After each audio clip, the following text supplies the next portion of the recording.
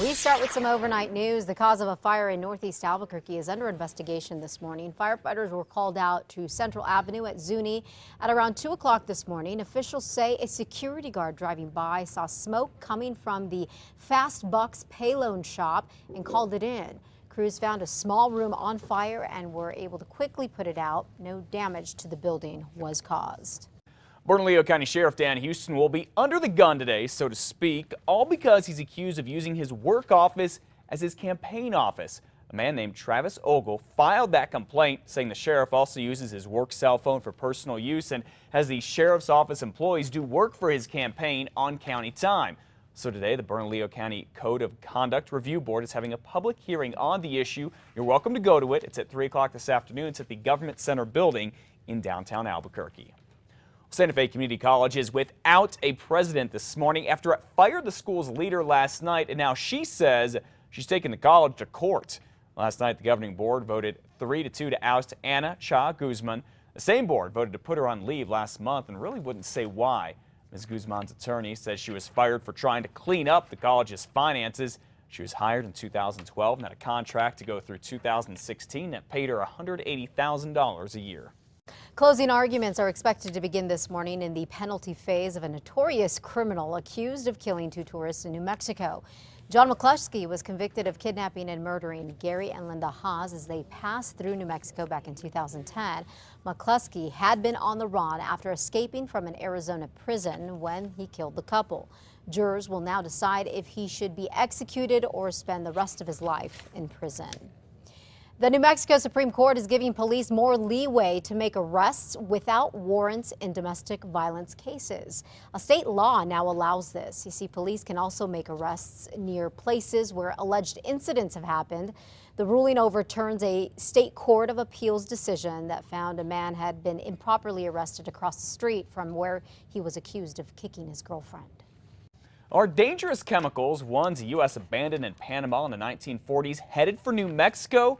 That country's foreign minister says yes. In fact, he ignited a little firestorm when he recently said the U.S. is finally going to take those deadly leftovers from World War II and dump them in the desert here in New Mexico. Now, the Pentagon is firing back, saying the U.S. is sending a team of experts to evaluate the chemical weapons, but, quote, relocation of munitions from Panama to the United States is not an option being considered by the United States government. New Mexico Senators Tom Udall and Martin Heinrich both say the Defense Department has assured them our state was never an option for those weapons to be dumped here.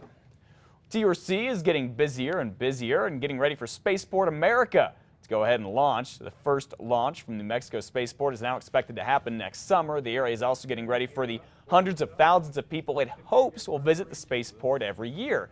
New Mexico Tourism Secretary Monique Jacobson says the state is now working with Virgin Galactic to decide how to handle all those visitors.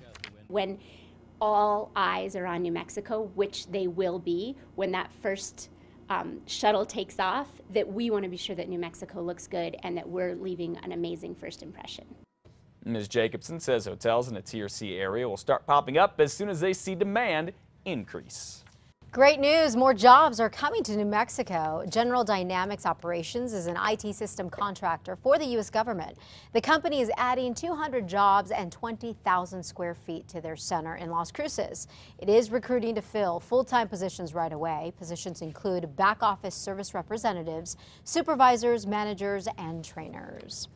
Android phone users can now tap into ABQ Ride's real-time bus data. The ABQ Ride app, which was already available to iPhone users, can tell you where your bus is within about 30 seconds. It also features schedule fares, the website, related websites such as the Rail Runner, and any special alerts.